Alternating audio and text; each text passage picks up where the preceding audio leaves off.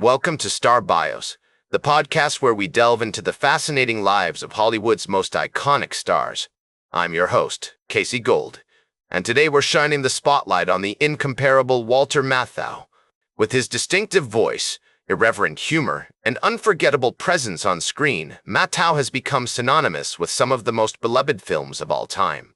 But before he became a household name, Walter Matthau was just a young boy from New York City, navigating the challenges of growing up during one of America's most tumultuous periods. Born on October 1st, 1920, in Manhattan's Lower East Side, Walter John Matthau was the son of Milton and Rose Matthau, Jewish immigrants from Russia and Lithuania, respectively. The aroma of freshly baked challah bread, simmering chicken soup, and sizzling latkes often mingled with the scent of cigarette smoke and cheap perfume, creating a pungent bouquet that was quintessentially New York. Walter's early life was marked by the harsh realities of poverty and the struggles of his parents to make ends meet. His father, Milton, worked as an electrician, often taking on odd jobs to supplement the family's income, while his mother, Rose, took in sewing and alterations, her fingers moving deftly as she stitched together dresses, coats, and suits for the neighborhood's working-class families. As a child, Walter was a curious and adventurous boy, with a mop of messy brown hair and a mischievous glint in his eye.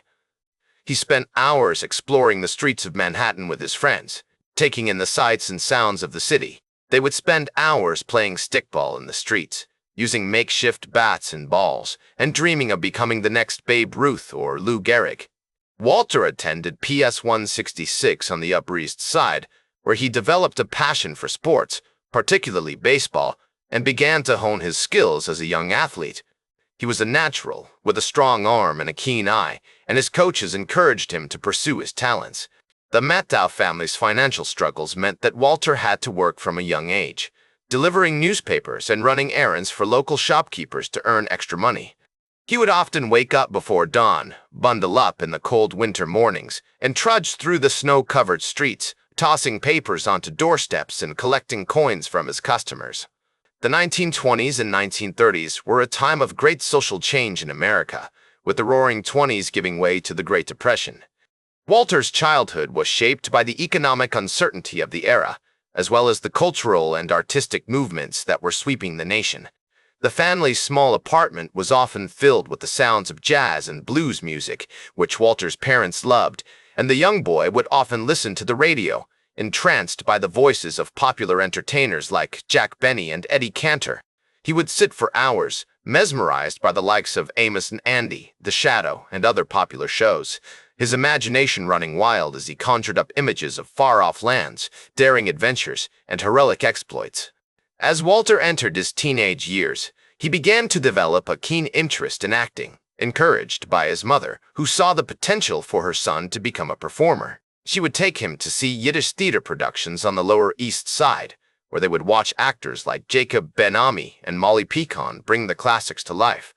Walter was captivated by the power of storytelling, the way that words could transport him to another world, and he began to dream of becoming a part of that world himself. He attended Seward Park High School, where he became involved in the school's drama club, taking on roles in productions of plays like Julius Caesar and The Merchant of Venice. Walter's early experiences on stage helped him to build confidence and develop his skills as a young actor, and he began to see himself as a potential star.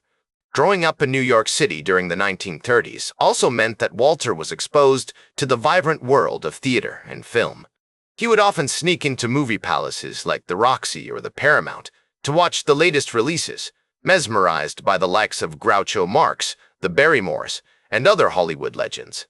He would sit in awe as they danced, sang, and acted their way across the screen, their charisma and talent leaving him breathless.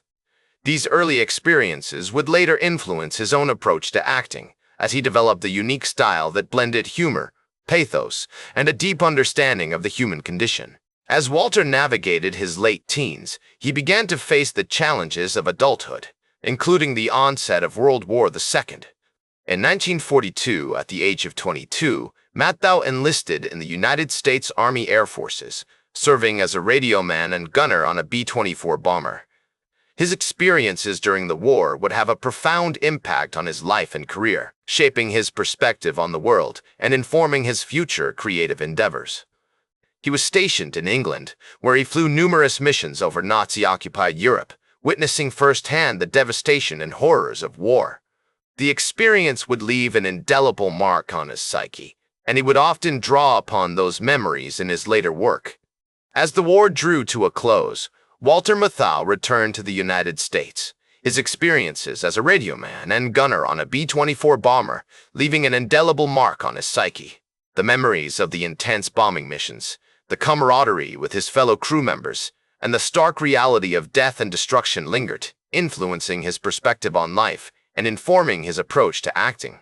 He was honorably discharged in 1945, and with the GI Bill, he was able to pursue his passion for acting, enrolling in the dramatic workshop of the New School in New York City. This institution, founded by Erwin Piscator, was a hub for aspiring actors, writers, and directors, providing a fertile ground for creative exploration and growth.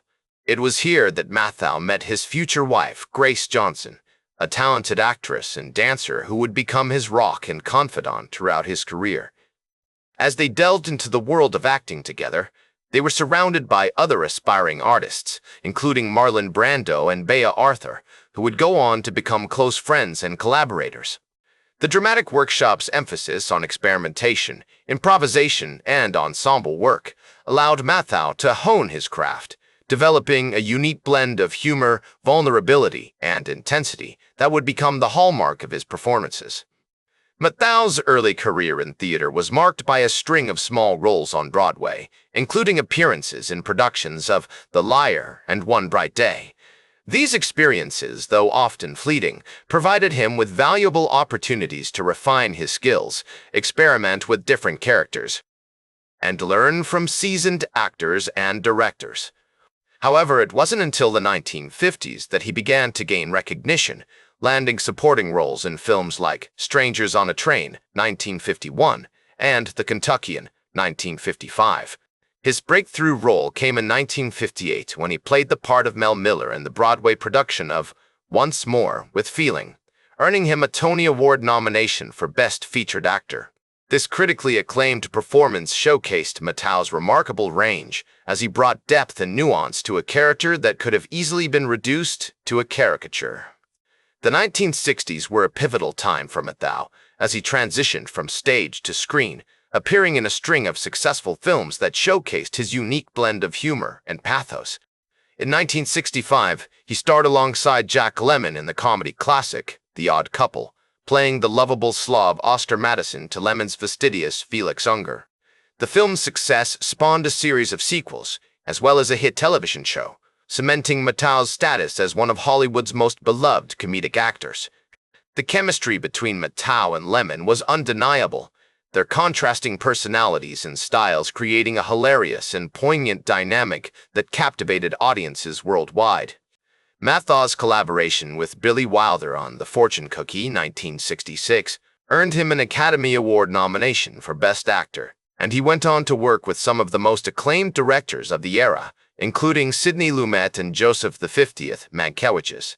His performance in The Odd Couple also led to a lasting friendship with Jack Lemmon, with whom he would go on to appear in numerous films, including Koch, 1971, and JFK, 1991. This enduring partnership was built on mutual respect, trust, and the deep affection for each other's company, both on and off screen. One of Matthau's most notable collaborations was with director Joseph V. Mankiewicz on the film A Carol for Another Christmas, 1964, a critically acclaimed adaptation of Charles Dickens' classic tale. Matthau played the role of Fred, a ghostly apparition who visits a wealthy businessman on Christmas Eve, and his performance earned him widespread critical acclaim. As Mankiewicz recalled, Walter brought a depth and nuance to the role that was simply extraordinary. He had a way of conveying the complexities of human emotion that was unmatched by any other actor of his generation. This production was a testament to Matthau's remarkable ability to tap into the emotional core of a character, bringing a level of authenticity and vulnerability to his performances that resonated deeply with audiences. Throughout the 1970s and 1980s, Matthau continued to appear in a wide range of films, from comedies like The Bad News Bears, 1976, to dramas like The Taking of Pelham, 123, 1974. His performances were consistently praised by critics, who noted his unique ability to convey both humor and pathos with ease. As film critic Pauline Kael once observed, Matthau has a way of making you laugh and cry at the same time, often in the same scene. It's a rare gift, and one that he wields with remarkable precision. This capacity to balance comedy and drama was a hallmark of Matthau's craft, allowing him to navigate complex characters and storylines with ease, and leaving an indelible mark on the world of cinema.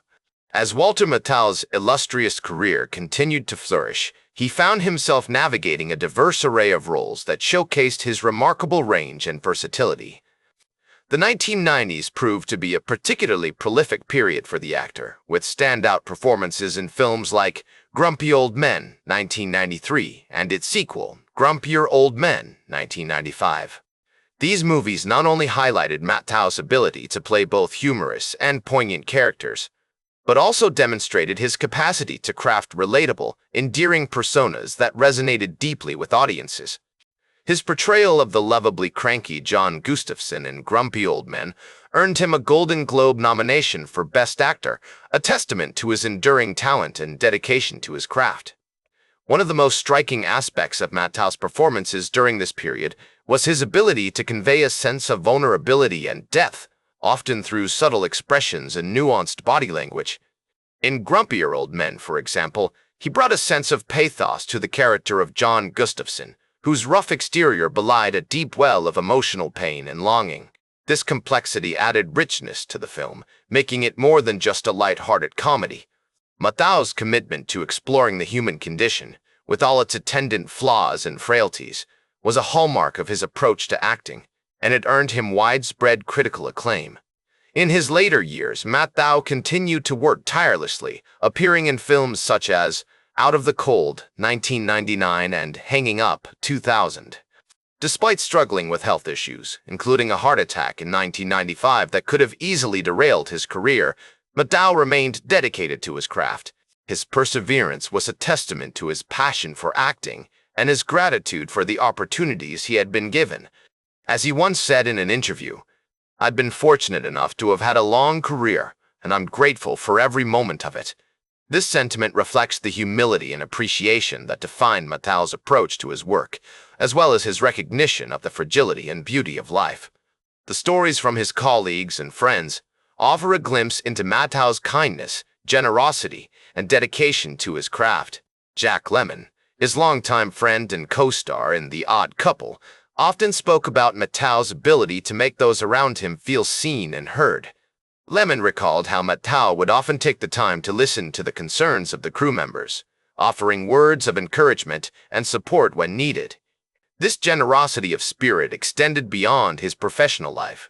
Matthau was known for his philanthropic work, particularly in the area of children's charities, where he donated both his time and resources to make a positive impact. Walter Matthau passed away on July 1, 2000, at the age of 79, leaving behind a legacy as one of Hollywood's most beloved and respected actors. His death was met with an outpouring of tributes from the film community, with many of his colleagues and friends remembering him for his kindness, generosity, and dedication to his craft. The tributes poured in from all corners of the industry, a testament to the impact Matthau had on the lives of those he worked with and the audiences he touched through his performances. Today, Walter Matthau is remembered as a true Hollywood legend, whose contributions to the world of cinema continued to inspire and delight audiences. His body of work serves as a testament to his remarkable range and versatility, from the comedic genius of The Odd Couple to the dramatic depth of A Carol for Another Christmas. As film critic Roger Ebert once observed, Walter Matthau was an actor who could make you laugh and cry with equal ease, and that's a rare gift indeed. This ability to traverse genres and evoke powerful emotions in his audience is a hallmark of Matthau's enduring legacy. His commitment to his craft, his generosity as a colleague, and his kindness as a person have inspired countless actors, directors, and writers.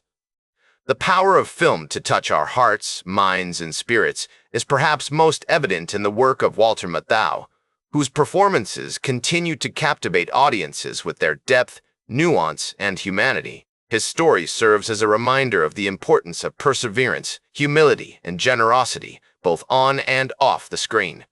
That's all for today's Star Bios. Remember to like, share, and subscribe. And until next time, I'm Casey Gold reminding you to keep shooting for the stars.